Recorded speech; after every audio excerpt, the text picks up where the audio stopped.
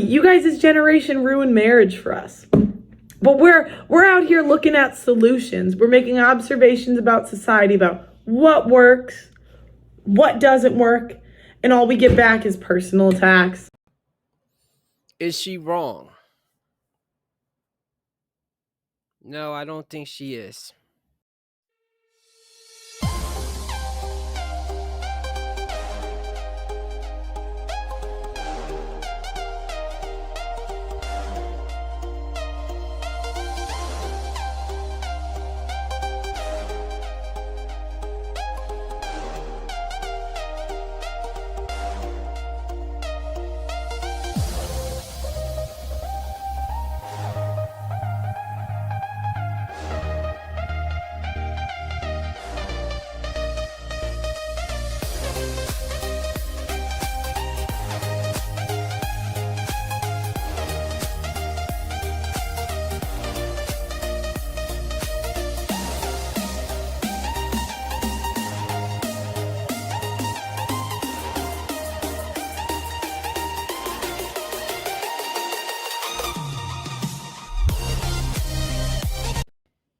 Welcome, my friends, to the RP Experience. Peace and love to my brothers and sisters out there. Thank you for hitting the like button, subscribing, sharing, and turn on all notifications so you know when I have a whole new video up. If you are new here, watch 5 to 10 minutes of the video. And if you like what I say so far, but you got to go, hit the like button going out because that'll help more people see it. And if you come back and watch the whole video, you like it, subscribe, because it's not like I got a million subscribers, so I could use a little help. Anyway, today's video is going to be talk about how a lot of Generation Z views marriage, and it's not a good thing. They have watched the previous generations of how a lot of us have fumbled the ball, from the baby boomers, Generation X, the millennials. I may be forgetting one in there, but if they're looking at those examples right there, it doesn't look good. Now, I'm pretty sure there's some people that have, I won't even say happy marriages, but it's stable, and each partner, the man and the woman, they help each other, and they push each other over the finish line. Okay, so that's what we don't really see, really, because usually is one dominating the other, one taking advantage of the other. Obviously, is cheating involved, but is a lot of cheating on the woman's part that we don't really talk about, because women a lot of times cheat in a different way via mostly social media, text messages, and things like that. Micro cheating, flirting. Guys do partake in that too, but usually with us is the all or nothing thing of going hitting the skins. And this is how a lot of men, even myself, is starting to view marriage now. Not that all women will do this, but you as a man could be trying to do the best he can by trying to provide for her, trying to be there for her, be her emotional support. I don't think a lot of times women look at, if a man's on the ball about all the things he has to do to try to appease his woman. And even if you are doing this, she can still wake up and do this. Men don't want to marry anymore because the risk outweighs the benefits. There's a risk that comes with marriage that essentially only benefits a woman. A man marries you and can only hope that one day you don't wake up and say, I feel like I don't love you anymore and I want to leave and you can't do anything about it. According to ASA, 70 to 80% of divorces are initiated by women. Among college-educated women, it jumps to 90%. You know what's crazy? I mean, a lot of us women don't have anything a man actually wants that we could bring to the table. Okay, I won't say a woman doesn't bring anything to the table. I just think when women have that mentality that they are the table or they just bring themselves, that already shows me that they are like selfish. I've been blessed to meet some women that are like very giving. Um, they're good company. They're like a piece. Now, how would that be like 7 years from now? I don't know. But they make me feel good when I'm with them, when I'm in their presence, and it's a different feel than when you are with a bunch of guys. With guys is more of a camaraderie thing and we are always competing. But with women, you can put you can kind of put that wall down. Now, that's with the women that's not trying to compete with you and trying to outman you or something or want you to handle them. So it does depend on the woman and so forth. So I agree with everything she said, but I don't want women to feel like now when it's flipped around that you bring nothing to a man. But however, if you are being like a real pain in his ass, it's constant arguing, it's just not a joy to be around you. You are taking away a lot of the things that while a man would be with you in the first place. And that's not even counting the physical gratification thing, because in most men's eyes, and I'm going to say in mine, that's like one or two, maybe three, depending on, because there are some women that I've been around that, yes, I want to sleep with them, but however, it's like a electricity between us that is almost like we don't have to do that. Yes, I want to do that, but I'm having such a good time with her that that is just a bonus. That's just icing on the cake. So, anyway, let me get the Pearl. She has a bit to say about this conversation as well, even though she never been married. But I respect her opinion because at least she's putting it out there. So that's why I say, and this is what I tweeted this. I said, a lot of you offer marriage advice when you obviously wear the pants in your relationships with your husbands. No good. I'm good lady. I don't care how long you've been married if we got to argue about submission. Like, it shouldn't be that crazy. This shouldn't be insane advice. This used to just be the norm. It was like water is wet, sky is blue. But now we live in a society that we've been so brainwashed that women need to be in the forefront of everything, that now we're saying that the sky isn't blue. And anyone who says the sky isn't blue is, call me crazy. And my question to the liberals, what evidence do you have that this 50-50 partnership type bullshit works? I need some evidence. Because the conservatives will say, hey, we can point to the marriage rates then and the marriage rates now. And the liberals won't like that. But their counter evidence is no evidence.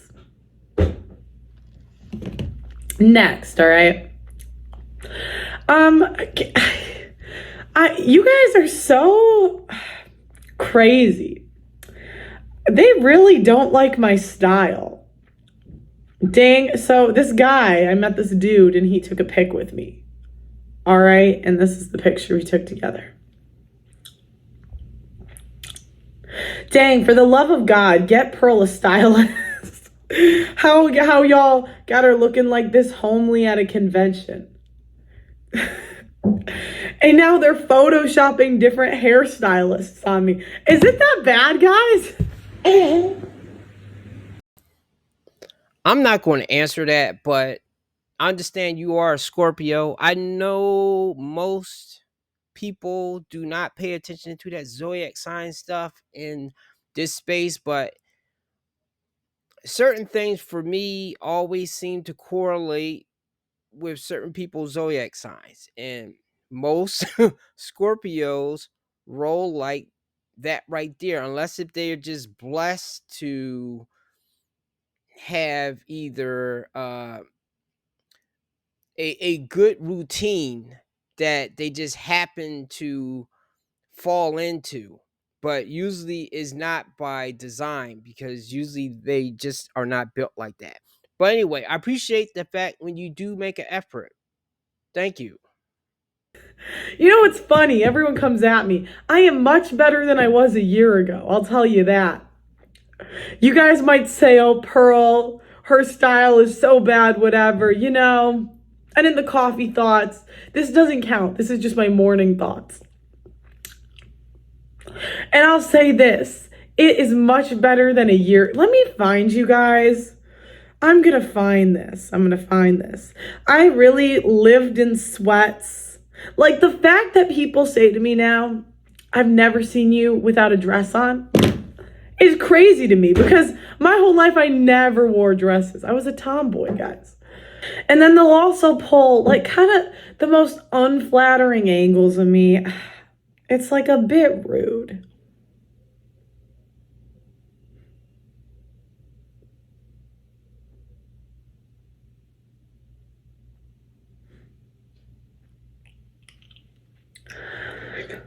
I can't find it. They photoshopped me. Okay. Oh no. Oh, this girl just responded to me. Let me see. My husband is 100% my equal.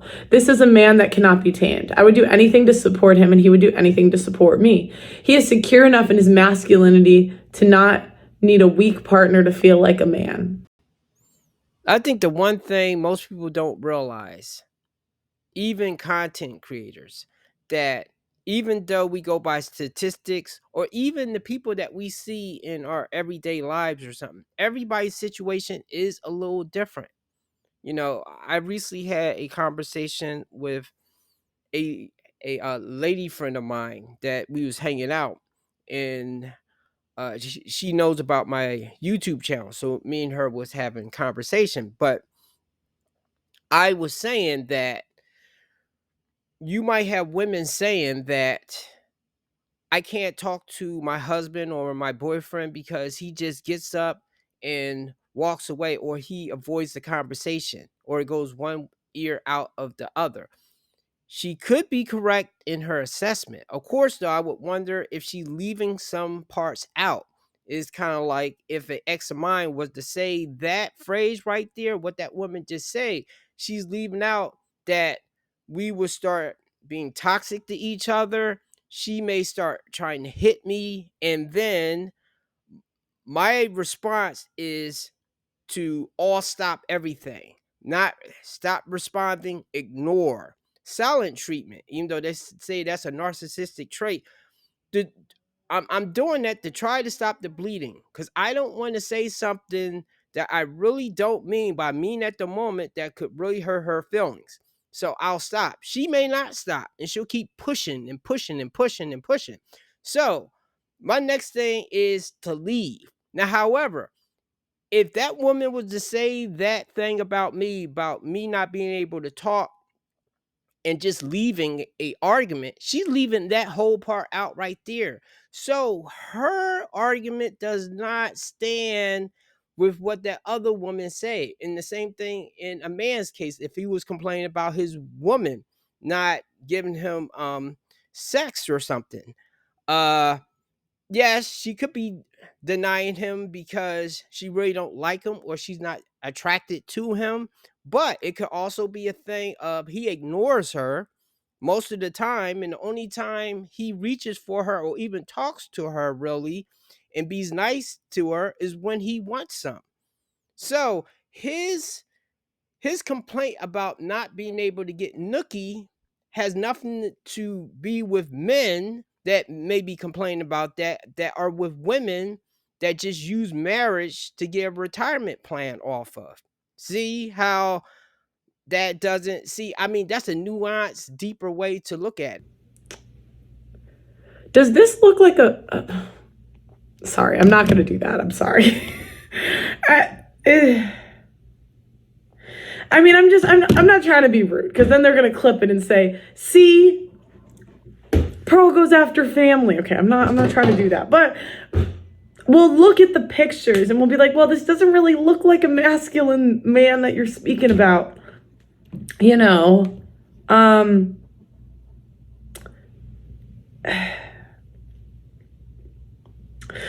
This one, they tweeted the picture at me, okay? And if we make any observations, it's like rude. And anyways, this is the whole thing. Our generation is looking at you guys' generation. You guys' generation did marriage so bad that our generation is afraid of marriage. That's how bad you guys did marriage. So before your generation is gonna, your generation did so bad that even the married couples, like the kids that come from married families, are afraid to get married and have kids because they don't want to live a life like you guys' generation. So, as much as you guys want to come at our generation and say, oh, you guys have no life experience, like, because they'll do that to me, to sneak, like some of the younger people talking about this stuff. Well, we've seen the life experience that you guys have. And to be honest, it's not great. It's not great. Now, I'm not saying I got all the answers, but I'll tell you, I'd rather go die alone than do what you guys did. Because what you guys did, honestly, has ruined marriage for everybody. And you make a good point there, Pearl. I mean, I can't deny that. I know in my marriage, at least at the beginning of it, well, our relationship had ups and downs, but I was going to take that person for better or worse. I didn't expect them to get worse just because I was allowing them to encroach on my territory or my masculinity in so many words or something, because I was too nice at times. Now, not all the time. I'm not going to say I was an angel. I would bark back at her. But however, I did not stick to a lot of things and I did not hold the line, because then I got into this thing of trying to make her happy. Now, I don't know about that picture that woman sent you, and you were saying that he didn't look like a masculine guy. Hey, maybe that works for them. But however, I'll say this: when women get with men that seem like they are somewhat dominating or walking all over, I can attest, because I have to admit my wife somewhat dominated me to a degree. What ended up happening was she got worse and worse and worse, and then eventually the wheels fell off. And it was my fault because I made like a mistake, and no, it wasn't cheating, but I say that in another video. I'm not going to say it again here. I made a mistake, but at the same time, I was relieved that it fell off, because while I remember her telling me she wasn't happy, I wasn't happy either. Not in the tail end stages. I wasn't happy with where I was. I wasn't happy with struggling. And I wasn't happy that no matter what I did, I could not make her happy. And it felt like I was running in place or sinking in quicksand and could not dig out of it.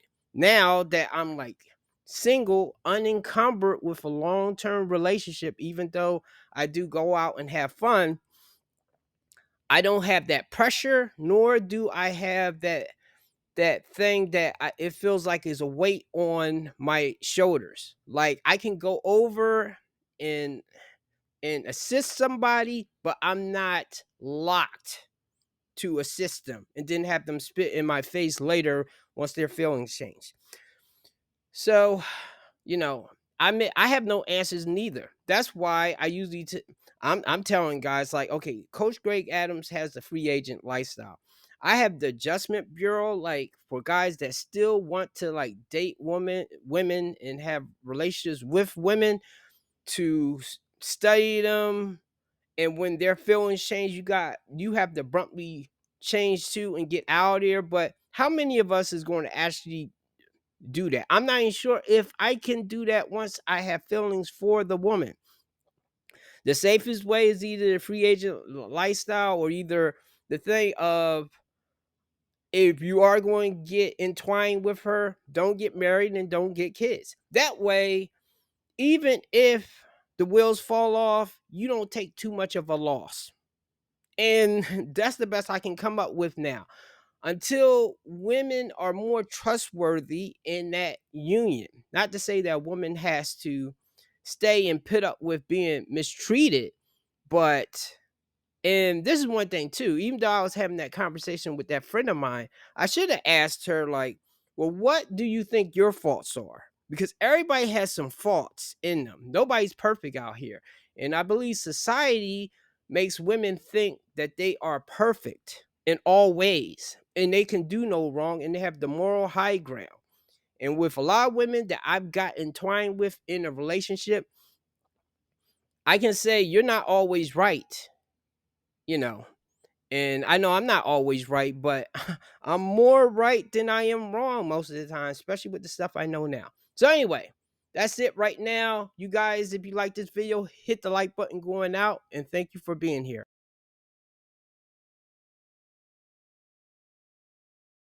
It's not the ones that are promiscuous and the hoes that are the ones that you have to watch out for. It's the ones that fool you. It's the ones that act like a good and honest girl that end up betraying you in ways that you can't even imagine. Those are the ones that you really have to watch out for.